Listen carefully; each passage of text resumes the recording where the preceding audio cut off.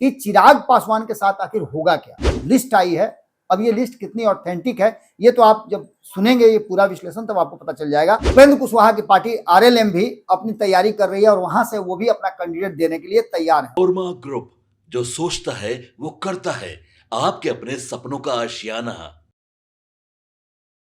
नमस्कार, बहुत बहुत स्वागत करते हैं आपका। भारत लाइव देख रहे हैं और भीतर की बात लेकर के आपके सामने हाजिर है। काफी दिनों के बाद भीतर की बात में हम आपसे बात करने के लिए आए हैं, क्योंकि बिहार और बिहार की राजनीति बड़ी तेजी से 180 डिग्री मूव कर रही है। आपने देखा भी होगा कि जैसे जैसे चुनाव का नजदीक आता जा रहा है और चुनाव आयोग की सरगर्मी बढ़ रही है, जैसा कि आपको जानकारी मिली भी होगी कि इस महीने के समाप्त होते ही किसी भी दिन पहले सप्ताह में चुनाव की घोषणा और तिथियों की घोषणा हो सकती है, आचार संहिता लग सकता है और इसको लेकर के अब सरगर्मी बढ़ गई है। समय कम है और इसलिए सरगर्मी तो बढ़ेगी ही बढ़ेगी। सीट शेयरिंग को लेकर के अभी तक किसी भी गठबंधन का कोई भी समझौता पब्लिक डोमेन में नहीं आया है, लेकिन जो उड़ती उड़ती खबरें आ रही हैं, जो इंटरनल बातचीत हो रही है, उसके आधार पर इंडिया गठबंधन कहीं ना कहीं थोड़ा सा परेशान जरूर है। हम परेशान इसलिए बता रहे हैं कि दिल्ली में एक बैठक हो रही है और एक बैठक पटना में हो रही है। दिल्ली वाली बैठक पटना वाली बैठक से मेल नहीं खा रही है और इसके कई कारण हैं। सीट शेयरिंग से लेकर के सीटों के तारतम्य में बिठाने में भी काफी परेशानी हो रही है। वहीं दूसरी तरफ अगर एनडीए गठबंधन की बात करें तो एनडीए गठबंधन में जो सहजता दिखने लगी है इधर पिछले करीब 15-20 दिनों में, वो सहजता इस बात की तरफ इशारा कर रही है कि एनडीए गठबंधन में देर सवेर सब कुछ लगभग फाइनल हो चुका है और घोषणा भी कर दी जाएगी। लेकिन इसके साथ साथ जो खबर हम आपके सामने लेकर के आए हैं, जिसको लेकर के सबसे ज्यादा एनडीए गठबंधन में विवाद था या परेशानी थी, उस परेशानी को हल कर लिया गया है। वो परेशानी थी कि चिराग पासवान के साथ आखिर होगा क्या, क्या करेंगे चिराग पासवान। चिराग पासवान को लेकर के कई तरह की बातें चल रही थी और चिराग पासवान की पार्टी की तरफ से, उनके खुद के तरफ से जो बयान आ रहे थे, वो बयान बहुत सारी बातों को कह भी रहे थे। इन्हीं सब बातों को लेकर के आज हम आपके सामने लेकर के आए हैं कि चिराग पासवान ने जो फाइनलाइज किया है और जो हमारे पास एक लिस्ट आई है, अब ये लिस्ट कितनी ऑथेंटिक है ये तो आप जब सुनेंगे ये पूरा विश्लेषण तब आपको पता चल जाएगा। लेकिन चिराग पासवान ने कहीं ना कहीं जो बातें कही थी कि उन्हें क्वांटिटी नहीं क्वालिटी सीटें चाहिए और उसके लिए उन्होंने लगभग 1 दर्जन ऐसे उम्मीदवार हैं, टॉप 12 अपने कैंडिडेट का चयन पहली लिस्ट में कर लिया है। कुछ नाम भी हमारे सामने आ गए हैं जो आधिकारिक रूप से इस बार लोक जनशक्ति पार्टी रामविलास पासवान से चुनाव लड़ेंगे। इन लोगों को आप एक्शन में भी देख रहे होंगे और अपने अपने क्षेत्र में ये काम भी करना शुरू कर चुके हैं। इन्हीं सब बातों को लेकर के आज हम आपके सामने आए हैं, जिसमें सबसे पहला जो है वो गोविंदगंज है। आपको पता है कि गोविंदगंज को लेकर के और राजू तिवारी को लेकर के चिराग पासवान की भावना किस तरह की है और उनके काम से कितना प्रभावित है वो। 2024 का चुनाव जब समाप्त हुआ था और अपने लोगों के साथ बैठ करके एक मीटिंग करके जो मंत्रणा कर रहे थे, जो मंथन हुआ था, जो सर्वेक्षण के बाद, समीक्षा के बाद जो चिराग पासवान ने अपने लोगों के बीच बातचीत की, उसमें उन्होंने राजू तिवारी का बहुत भूरी भूरी प्रशंसा भी किया और उन्होंने कहा कि इन्होंने बहुत बेहतरीन काम किया है, यही कारण है कि हम 100% रिजल्ट लेकर के आए हैं। 5 में से 5 सीट हमने जीता है। राजू तिवारी को उन्होंने इसके लिए बधाई भी दिया और कहा भी कि उन्होंने बेहतर काम किया है। अब राजू तिवारी के लिए चिराग पासवान को गोविंदगंज की सीट चाहिए। गोविंदगंज की सीट सबसे हॉट सीट बन गई है। कारण है कि यहां पर भारतीय जनता पार्टी जो है वो जीती हुई है। यहां से सुनील मणि तिवारी जी जीते हुए हैं और वो कैसे एडजस्टमेंट होगा, क्योंकि राजू तिवारी को चुनाव लड़ाने की प्राथमिकता निश्चित रूप से चिराग पासवान की है। तो ये पहला हॉट सीट जो है वो गोविंदगंज की है और दूसरी सीट भी इसी तरह की बहुत ही हॉट, जबरदस्त और हॉट सीट है। ये सीट है ब्रह्मपुर की। यहां से हुलास पांडे, जो कि उनके संसदीय बोर्ड के अध्यक्ष हुआ करते थे, हुलास पांडे काफी तैयारी कर रहे हैं और अभी हाल फिलहाल में आपने देखा होगा कि ब्रह्मपुर में एक सभा हुई थी, जिस सभा में भी बढ़ चढ़ करके उन्होंने हिस्सा लिया था। इतना ही नहीं, सबसे पहली जो नवसंकल्प सभा किया था चिराग पासवान ने, वो भी शाहाबाद के आरा में किया था। आरा और ब्रह्मपुर की दूरी बहुत कम है, यहीं से उन्होंने हुंकार भरी थी। शाहाबाद में कई सीटों पे जो एनडीए गठबंधन पिछड़ गया था 2020 में, उन सीटों पर चुनाव लड़ने की।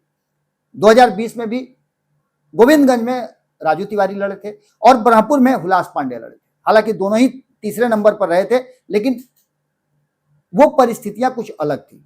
दोनों को वोट भी अच्छे खासे आए थे, इसमें कोई दो राय नहीं है और दोनों ने अपना अपना प्रदर्शन बेहतर किया था। लेकिन चूंकि लड़ाई ही उल्टी हो गई थी, इसलिए मामला कहीं ना कहीं गड़बड़ा गया।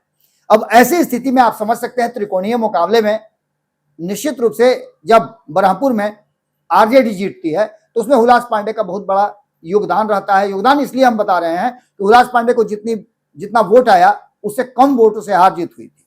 यहां से वीआईपी भी चुनाव लड़ी थी जो कि एनडीए गठबंधन की थी।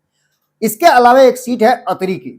अतरी की सीट जो है उसमें अरविंद सिंह को चुनाव लड़ाना चाहते हैं। अरविंद सिंह को लेकर के भी काफी चिराग पासवान जो है वो चिंतित भी हैं और इस सीट पर वो अपना दावेदारी भी करते हैं। ये भी सीट ऐसी थी कि जिसमें आरजेडी जीत करके आई है और यहां से अजय यादव 62,000 मत ला करके जीते थे, जबकि 25,873 वोट आए थे अरविंद सिंह को। अरविंद सिंह को फिर से चुनाव लड़ाने की तैयारी कर रहे हैं और ये अतरी सीट भी बहुत करीब है।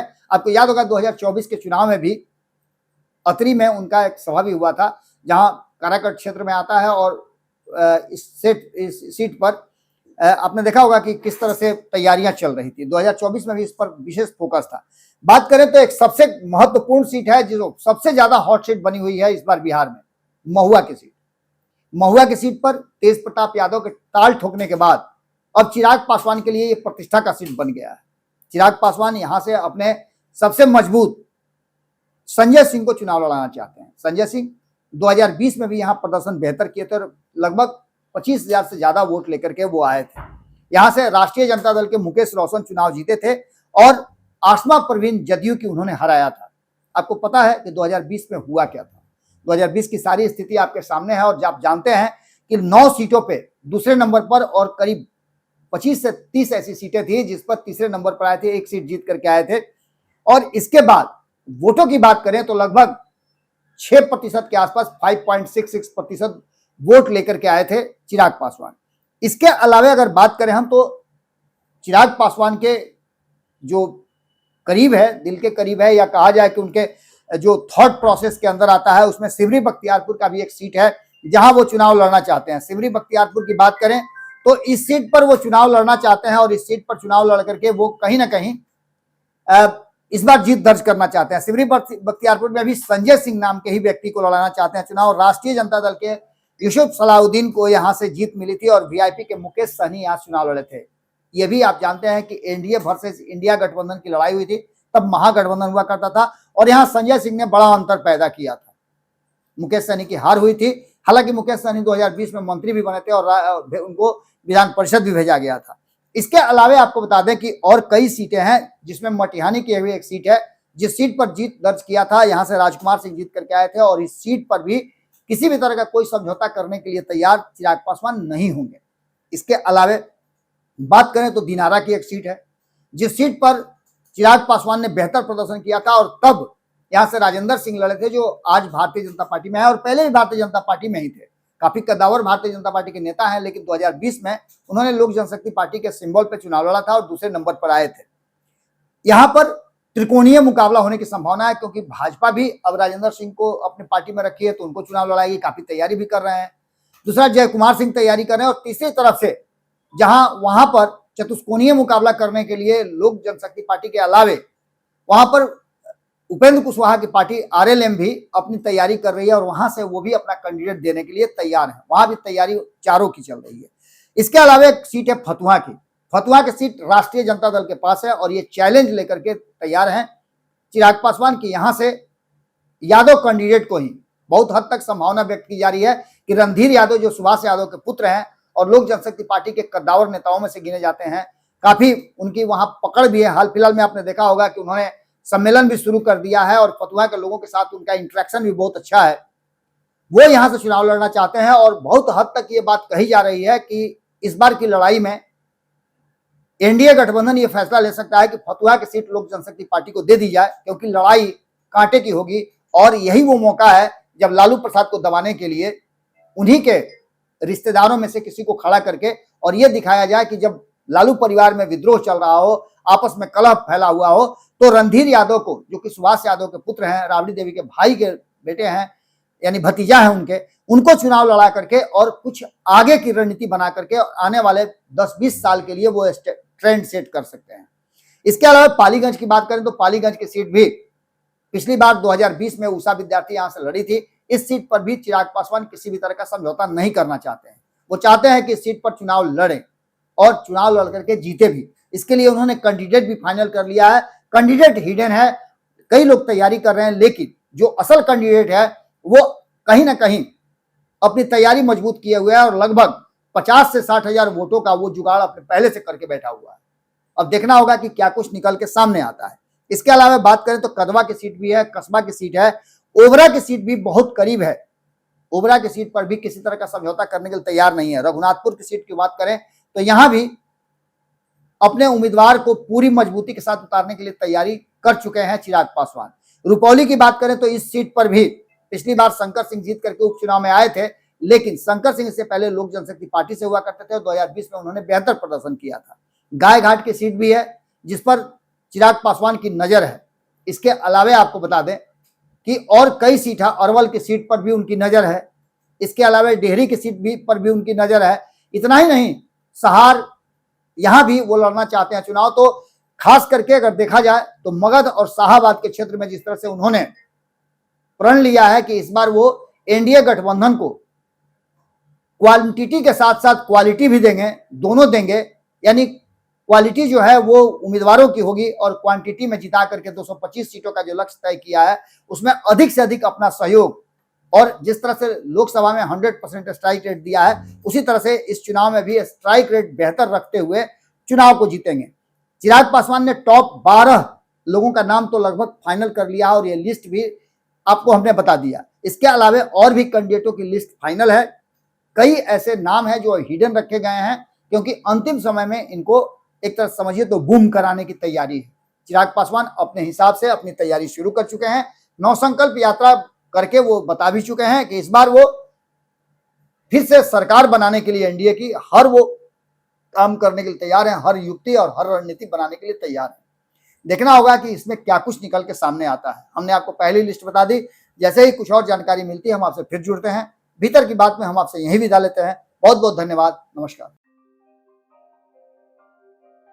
आपके सपनों को हमने सजाया है, ई होम्स पैनोरामा को हमने बनाया है। ई होम्स मेरा एक सपना था जिस पे मैं पिछले 4 साल से काम कर रहा था। हमने जो बनाया है वो सबने है माना। ई होम्स पैनोरामा में हो आपका भी आशियाना।